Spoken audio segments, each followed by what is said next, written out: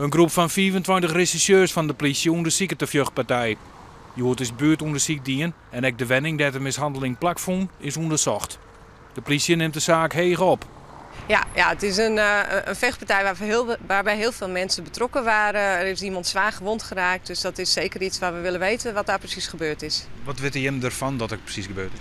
Nou, we weten dat er een grote vechtpartij geweest is, of in ieder geval een vechtpartij waarbij redelijk wat mensen betrokken waren. In een straat waarbij het om bewoners en bezoekers van 2 woningen ging. Gewoon buurtbewoners had jongen dat er sneeuwt en nacht spul wierp. Het begon nadat 2 jongens bij het hoesdel fietsten. Ze fietsen met een kratje bier en eentje viel of liet het krat vallen en iemand maakte een opmerking. En daar is dus een trammeland over gekomen. Ja, toen begon ze te kniezen. Ja, en waarschijnlijk is dan de buurman die dus nu in het ziekenhuis ligt in kritieke toestand, die dacht, hé, er gebeurt wat bij mijn kameraad. De politie kan nog net zeggen dat dit verhaal de goede versie is, want er wordt een soort praat. Ik hoorde verwondings.